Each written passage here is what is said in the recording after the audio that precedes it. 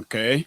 However, the conversation tonight is going to be all-rounder, whereby we are going to go from one place to another, whereby we will also be debunking some of the lies which they have also been propagating to continue to, expand their campaign of terror.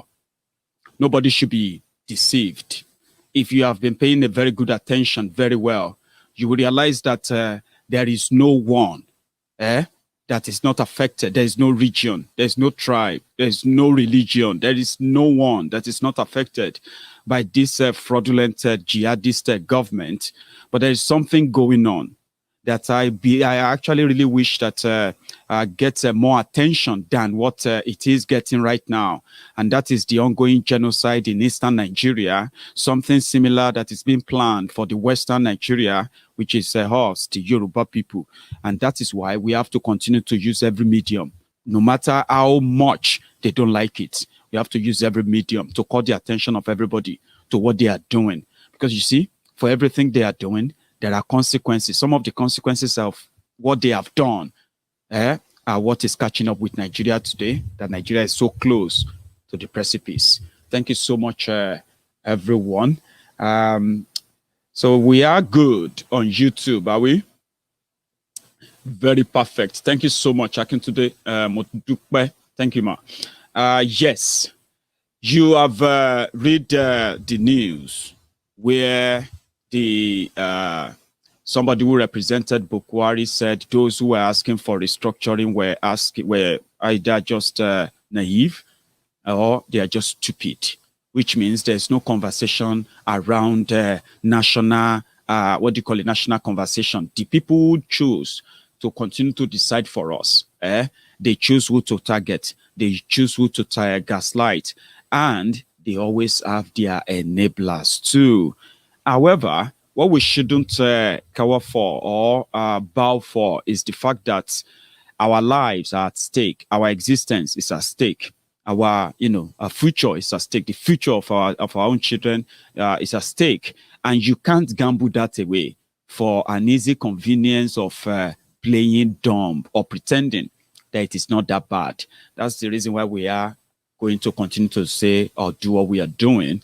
Oshibaju was caught up recently.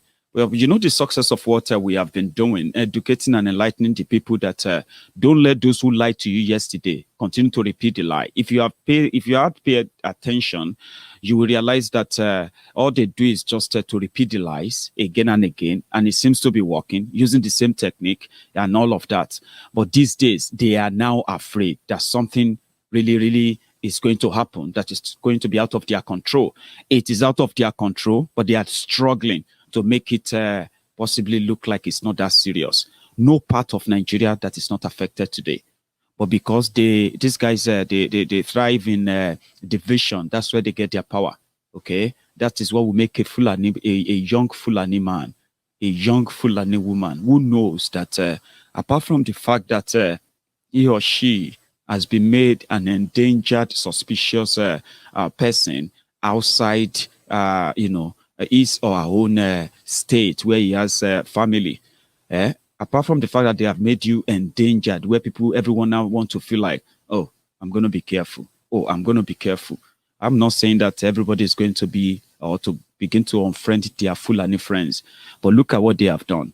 Apart from this, what will make a Fulani person who knows that even right there in his own community, in our own community, his families are being targeted by all these clashes. They are being caught up in all of these kidnappings. And in all, no one is actually standing or fighting for them. Nobody is really doing anything at all to protect them. They said foreign Fulani. Then they are telling about the local Fulani. The local Fulani are supposed to be the Nigerians, Abi, like everyone else. But no, the foreign Fulani they imported are possibly also, killing or getting the local Fulani caught up in their war. Whatever it is, we have seen the northern Nigeria shredded into a complete war zone. Yet, the people who actually back these criminals in the name of religion, in the name of my tribe, in the name of my person, and then ready to fight the rest of Nigeria, who are also suffering from the same consequences of the failure of these criminals in government, yeah? So what will make them defend them? Because religion, tribe, things, and then weaponization of poverty, okay? Things that the politicians all over have succeeded in using for years, for decades to keep power. If not, if an average Fulani man can think, if an average Hausa man can think, an average, Kanuri man can think, now nobody is safe apart from the fact that everybody is fighting poverty. Now everybody is fighting insecurity. Now, wherever you go, even if you think you probably as a Nigerian leave your region and go somewhere else, the politicians have succeeded in setting you up that some people are now saying, we don't know how the Fulanis are going to survive in Nigeria after Bukwari. Maybe that is why they want to make this a fight to finish. But if you think very well, as a northerner, you will realize that you have been the victims of this terror-inclined, terrorist apologist, jihadist government, these criminals in government, their incompetence and corruption. Apart from you being the hallelujah boys, they bring you out, bribe you with money, 500 naira, 1,000 naira. You mobilize for them. You do all the social media vuvuzela for them, the Voltron that you have turned to for them. But look at it very well. Who are the victims of the bad governance now? Who are the victims of the banditry? Who are the victims of the economic destruction? Who are the victims of the unemployment? Who are the victims of all these Boko Haram killings and all of that?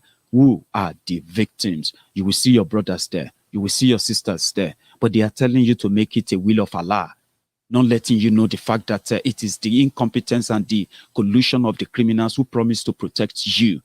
Same way they promised during their campaign to protect the rest of the country from any external invasion. They are paid to protect you. But rather than you to sober and think, why am I against the Biafrans? Why am I always fighting the Yorubas? And you as a Yoruba man, you as a Yoruba man or Yoruba woman, think deeper too. Is this the Nigeria you actually want to live for your own children? The one that you know that if you survive this, you know that what you have been through, your young child, your young children, they will never succeed it if things continue like this. Some of you are planning to get them out of the country. Some of you are planning for your own plan B and the rest. Many won't be able to. Now, is that not the time for you to also think? There are people who make that decision. There are people who make all these political decisions. There is no God punishing you. There is nobody punishing you for your sins. There is no sin in Nigeria that is worse than what your politicians have done. And the consequences of that is that you are not safe. You are poor. And they don't care. And if you think very well, you will realize that even though they have done so well to make this North versus South, but it is actually Bukwari and its jihadist, terrorist, apologist government that are actually fighting everybody, including you, a Fulani man. At least you haven't carried AK-47 yet, but do you know what? 90% of Nigerians, other people in Nigeria, they believe that if you see a Fulani man, they will be shocked if they don't see you with a gun, like they've never seen one before. That is what Bukwari has. So that is the consequences of Nigeria they have built. And now that we are here, don't let anybody tell you to wish it away. Don't let anybody tell you it's a bad dream. Don't let anybody make it look like Nigeria is what Nigeria is now because some people don't like Buhari. At least some of you love Buhari. You love Buhari, don't you? How come that because of your love alone, how come Buhari is not making your life better? How come your people are ending up in the IDP camp? How come? But look at it this way. The only way for them to keep power is to continue to tell you that they are fighting for you when they are not fighting for anybody but themselves. You know it. Everybody knows it. When a gunshot was fired inside Aso Rock between Aisha Bukwari, the security aide to Aisha Bukwari, and Tunde Sabitu or something. Tunde Sabitu, the one that they said is a personal secretary to Bukwari. When the gunshot was fired inside Aso Rock, immediately they changed all the security guard inside Aso Rock because they were scared, because they were cowards. They feel like they are protected from whatever is happening to you. You are shouting, Sai Baba, Sai Baba, Sai Baba. Oh, all of you will just die because you hate Buhari. All of you will just go to hell because you hate Buhari. But look at yourself. Who is dying? Do you think those who hate Buhari are those who are dying? If you agree to that, when that happens to somebody you know, would you agree that it's because they hate Buhari? So if it's because they hate Buhari, that's why Nigeria is what it is. What happened to all of you who love him? Is your love not enough? Is your love fake? Like the fake promises they made you? Now, if you don't think that deeper, that is why you would think you are making any sense on social media when you see young people who were, illegally arrested for coming out to, in a democracy, to ask their government to do the right thing, but they pay you 100 naira, 200 naira, 1,000 naira to go and stage a counter protest that government is doing well. But statistically, you are poorer than you were before now. Look at you. Think deeper.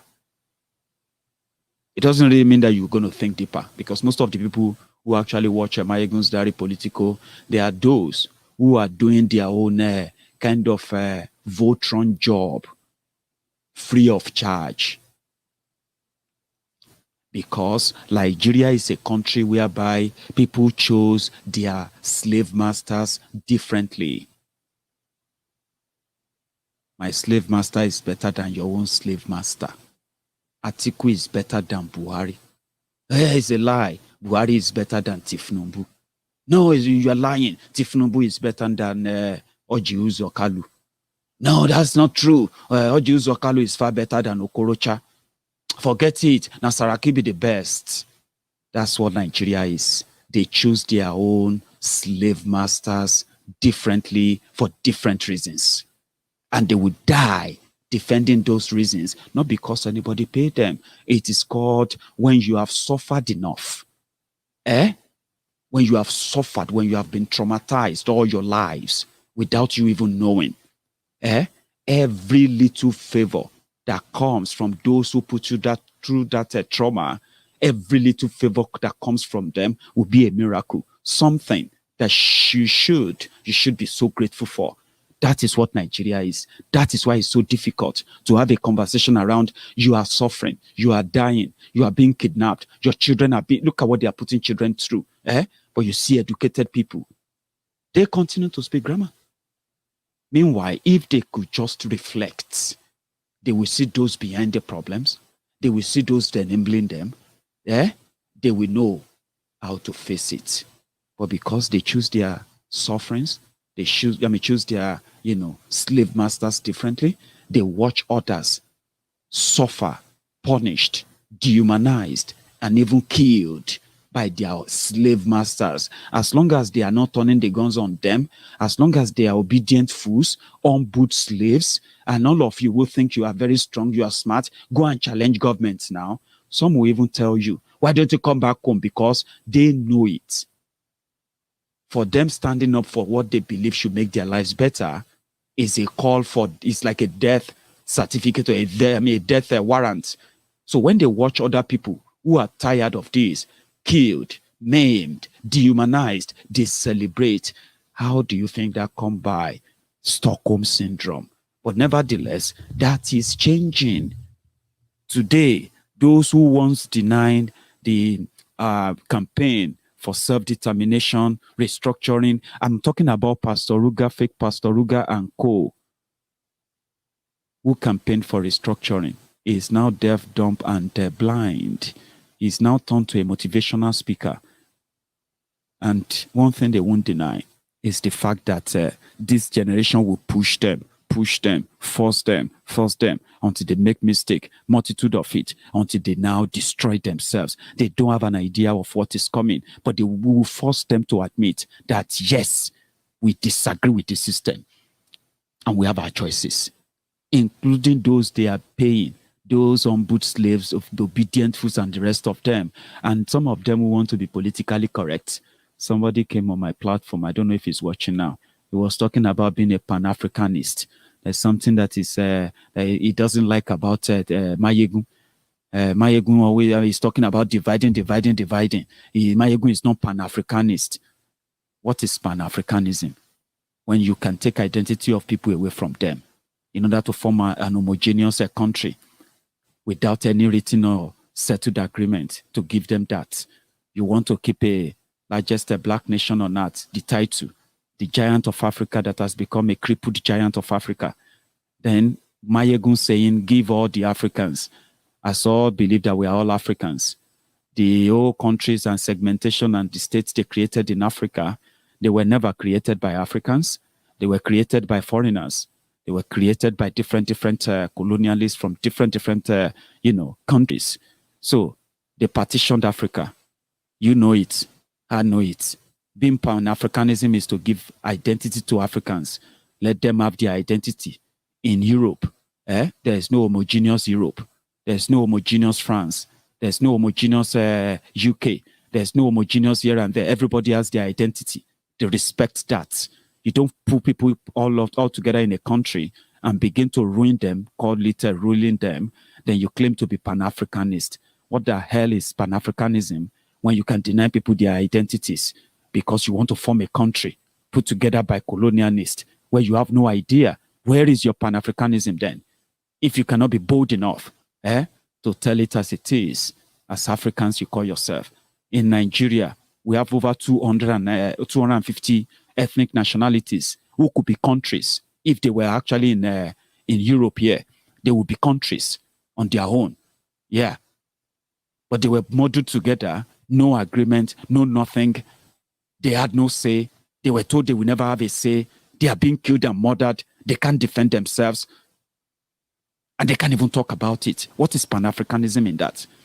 What makes a Yoruba man to work in Africa and his brothers and sisters from Rwanda, to his brothers and sisters from other African countries who have clearly defined their own identity by building the national cohesion? Even when they have different nationalities in their countries, they were able to still build the cohesion.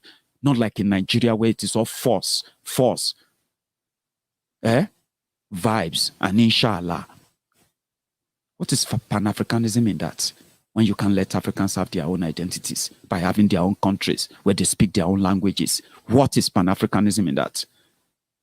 We call those people politically correct people. They want to tell you because they have read a lot of books, just like you have them in Nigeria. They are doctors, PhD. Do you know who you are talking to? Do you know how, I had that stuff. It was all empty, pangolo. A country where you have billionaires without any invention. A country where you have engineers who can build roads. Country where you have civil engineers who can build bridges. They can't build rail. They can't build anything. You have a country where you have doctors who doesn't discover anything. All of this, they brag about, they walk about with their fake empty pali, with empty, the emptiest of grammars you can find anywhere, bragging about putting 1 million shoulder pad on their shoulders, telling you, do you know who you are talking to? You're talking to a former minister. Who the hell are you? A former minister what? They said they spent $5 billion to fight poverty in Nigeria in 5 years. They met they met 80 million, 86 million people poor, according to their own statistics. Now, after 6 years, they have over 128 million people poorer, living in abject poverty, below poverty line. They met 13.5 million people unemployed when they came in. Over 35 million people are now unemployed. They met foreign direct investment at the rate of 3.5% in 2015. Today, it is minus 2% negative. You look around, they have no money. They couldn't make money from the crude oil for 6 years. They spent billions and billions of dollars on electricity. All they could generate is darkness. So what are you talking about? And here we are. We can't talk about it.